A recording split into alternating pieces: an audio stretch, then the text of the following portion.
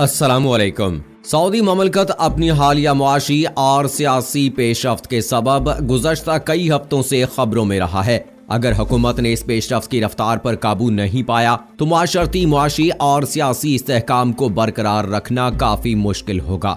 बीमार किंग मोहम्मद बिन सलमान और उनके बेटे वली-ए-अहद शहजादा मोहम्मद बिन सलमान ने पिछले कई हफ्तों में कुछ बज़ाहिर नुमायां लेकिन ज्यादा दांव पर लगाने वाले जुए खेले हैं। सऊदी वली-ए-अहद मोहम्मद बिन सलमान अपने वालिद के बाद बादशाहत का ताज अपने सर पर सजाना चाहते हैं और इसके लिए वो मुस्तकिल तौर पर काम कर रहे हैं, लेकिन ये रास्ता खतरात से खाली नहीं है और महल्लाती साजिशों का नतीजा खौफनाक निकल सकता है। मोहम्मद बिन सलमान और शहजादा सलमान बिन अब्दुल अजीज क्या करने जा रहे हैं, मुस्तकबिल में उनकी क्या प्लानिंग है, आज के वीडियो में आपको बताएंगे। लेकिन तफसील में जाने से पहले आपको बताता चलूं कि आप देख रहे हैं अपनी दुनिया टीवी। वीडियो को व्हाट्सएप, फेसबुक और दीगर सोशल मीडिया पे जरूर शेयर करें। लाइक करने के साथ साथ हमारे चैनल को भी सब्सक्राइब करें और साथ में घंटी के निशान को दबाना मत भूलें। कमेंट बॉक्स में पाकिस्तान जिंदाबाद, पाक फौज जिंदाबाद, ISI के गुमनाम हीरोज को सलाम और कश्मीर बनेगा पाकिस्तान का नारा जरूर कमेंट कीजिएगा।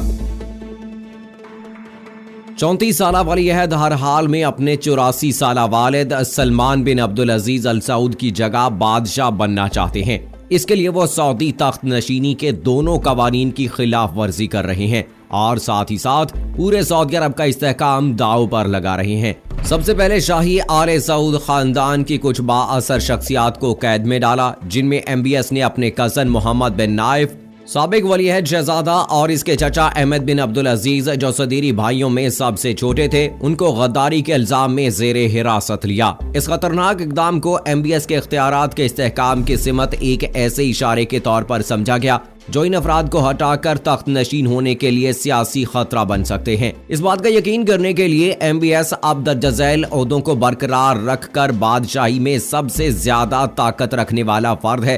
वली-ए-अहद शहजादा वजीर दिफा, वज़रा की कौंसिल के पहले नायब, मिलिट्री इंडस्ट्री कारपोरेशन के बोर्ड के चेयरमैन, बोर्ड ऑफ चेयरमैन, अवामी सरमायाकारी फंड और सऊदी अरब के लिए आला कौंसिल के चेयरमैन। दूसरे लफ्जों में MBS बादशाही के 3 अहम शोबों पर जाती कंट्रोल रखते हैं, फौज, खजाना और तवानाई, लेकिन वो अब भी कुनबे के दूसरे हरीफों से खौफजदा है। शाही खानदान के मेंबरों का ये पहला क्लीन अप नहीं है। MBS ने इससे पहले बाअसर शहजादों जैसे कौमी गार्ड के वजीर शहजादा माइतो बिन अब्दुल्ला और बादशाही के मशहूर ताजर शहजादा अल वलीद बिन तलाल को कैद किया था। इसके अलावा MBS ने घरेलू सियासी इत्तफाक राय की रिवायत के खिलाफ वर्जी की और इसके वालिद के बादशाह बनने के फौरन बाद ही अपने चचा को वली-ए-अहद शहजादे के ओहदे से हटा दिया।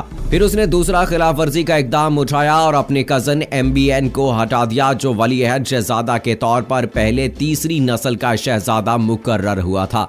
MBS ने बहुत सारे गैर शाही और नातजर्बाकार अफराद को इन ओहदों पर फाइज किया जो रिवायती तौर पर आले सऊद खानदान के अफराद को दिए जाएंगे। दूसरा इकदाम सैकड़ों सरकारी ओहदेदारों का भी शामिल है, जिनमें बदउनवानी के इल्जामात में फौजी और सिक्योरिटी एहलकार शामिल हैं। सऊदी अरब के इंसदाद बदउनवानी के कौमी कमीशन ने ऐलान किया है कि इसने ताकत के नाजायज इस्तेमाल और रिश्वत सतानी के जुर्म में मुख्तलिफ वजारतों से 298 अफराद को गिरफ्तार किया है। इन लोगों में वजारत दिफा के 8 आला अफसरान हैं, जिनमें 3 कर्नल, 1 अहम जनरल और ब्रिगेडियर जनरल शामिल हैं। इस तरह MBS मुल्क में एक बड़े अजनबी बाअसर इत्तेहाद की तश्कील के ख्वाहां हैं। वली-ए-अहद शहजादा MBS की तेल की कीमतों पर रूस के साथ कशीदगी ऐसे वक्त में सामने आई जब कोरोना वायरस वबाई बीमारी बैनुल-अक़वामी सफर, रसद की जंजीरों और पैदावार में रुकावट बनी हुई है।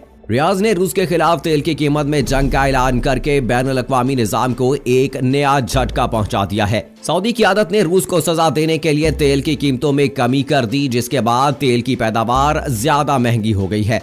एक सुस्त आलमी मईशत तेल की तलब को घटा देगी, खासतौर पर चीन की तरफ से मांग में कमी और सऊदी अरब और रूस के मबैन तसादम के नतीजे में तेल की कीमतों में एक दिन में 30% कमी वाक़ हुई है, जो 1991 के बाद अब तक खलीजी जंग की सबसे बड़ी कमी है। सऊदी हुकूमत को तेल के शोबे में 2 अहम चैलेंजेस का सामना है। एक ये कि रूस तेल पैदा करने वाला दूसरा सबसे बड़ा मुल्क है और दूसरा शेल तेल पैदा करने वाला सबसे बड़ा सनतकार अमेरिका है। तवील मुद्दत में तेल की कम कीमत सऊदी अरब के लिए बहुत बड़ा मसला होगी। इन हालात में सऊदी मईशत में तनू लाने में मंसूबा नाकाम हो गया है। क्योंकि बादशाहत की तकरीबन 80% आमदनी अभी भी तेल से हासिल होती है।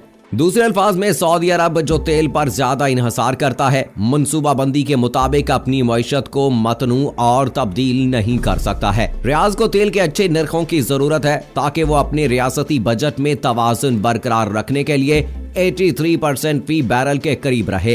ताहम बैनुल-अक़वामी मालियाती इदारों का तखमीना है कि आइंदा 6 माह में तेल की कीमतें $30 फी बैरल तक पहुंच जाएंगी, जिसका मतलब है कि सऊदी बजट खसारा इसकी मजमूई घरेलू पैदावार में 12% तक पहुंच जाएगा। सऊदी ममलकत को तनख्वाहों में कमी और अखराजात में कमी करके रियासती इदारों का बजट कम करना है, जिससे मुआशरती और सियासी बदअमनी फैल सकती है। लिहाजा हुकूमत को मईशत पर काबू पाने और मुआशरे के तकाज़ों को पूरा करने में मसाइल का सामना करना पड़ रहा है। मजमूई तौर पर चाहे इन इक़दामात को MBS की जाती ताकत के इस्तेहकाम की हदायत की गई हो या बगावत की किसी मुमकिना कोशिश की रोकथाम के लिए ये हालिया इक़दामात रियासत के सियासी इस्तेहकाम को मनफी तौर पर मुतासिर करेंगे। ये सारी हरकतें रिवायत की बराह रास्त खिलाफ वर्जी हैं और मुल्क में मफाद परस्त ग्रोहों की हौसला अफजाई में मुआवन है।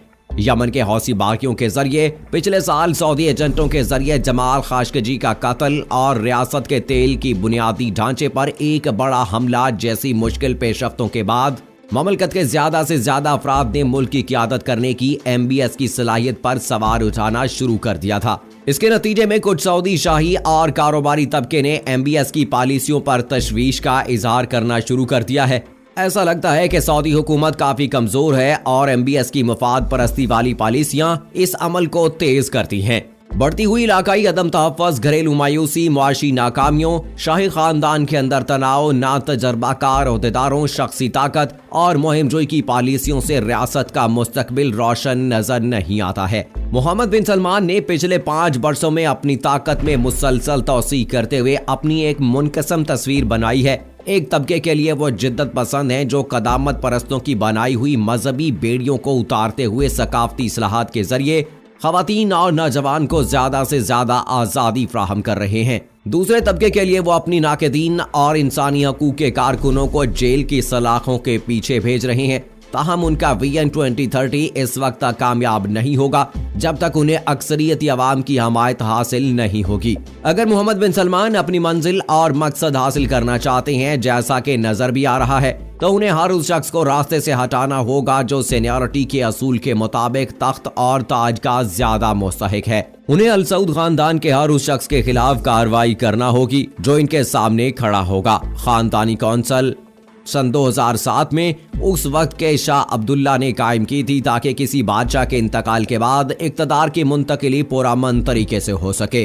तो दोस्तों, जिस तरह से जिद्दत पसंदी की जानिब बढ़ते हुए शहजादा मोहम्मद बिन सलमान अपने इक़दामात उठा रहे हैं और अपने हरीफों को कैद में डाल रहे हैं, ये उनके लिए भयानक भी साबित हो सकता है। लेकिन इससे पहले उनके वालिद ने भी अपने भाई को माजूल किया था, भतीजे को हटाया था और भी खानदान के बहुत सारे लोगों को आला ओहदों से हटाकर उनको माजूल कर दिया था। और अब जिस तरह से 298 अफराद को गिरफ्तार करवाया गया है, तो MBS के मकासद जो हैं वो साफ नजर आ रहे हैं कि वो मुस्तकबिल के बादशाह बनना चाहते हैं और अपनी राह हमवार करने के लिए वो ये सारी प्लानिंग कर रहे हैं। दूसरी जानिब जहां उनको लोग पसंद कर रहे हैं, जहां उनकी जान पहचान है, लेकिन वहीं पर उनकी जिद्दत पसंदी की वजह से बहुत सारे मसाइल उनके लिए पैदा भी हो रहे हैं। बहुत सारे नाक़दीन उन पर तनकीद कर रहे हैं। दोस्तों, आपको याद होगा कि जिस तरह से MBS ने इक़दाम उठाया था कि खवातीन को आज़ादी दी थी, उसके खिलाफ एक शेख ने खाना काबा में तकरीर की थी जिसके दौरान ही उन्हें गिरफ्तार कर लिया गया था। ये अमल जो नजर आया था देखने में बड़ा ही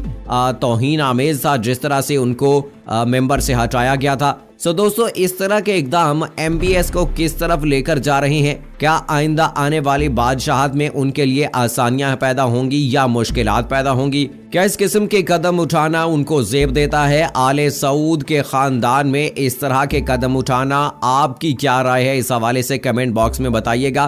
क्या आप उनकी इस जिद्दत पसंदी के तमाम आमाल को पसंद करते हैं कि जिस तरह से उन्होंने खवातीन को आज़ादी दी है, या आप उनके इस राय से इख्तलाफ करते हैं? आप अपनी राय का इजहार कमेंट बॉक्स में ज़रूर कीजिएगा, मुझे आपकी राय का इंतज़ार रहेगा। सो दोस्तों, लेटेस्ट अपडेट्स लेकर मैं आपकी खिदमत में इसी तरह से हाजिर होता रहूंगा। हमारी वीडियोस को सोशल मीडिया पे शेयर करके अपनी पसंदीदगी का इजहार कीजिए और मुझे अगली वीडियो तक इजाज़त दीजिए। फी अमानिल्लाह।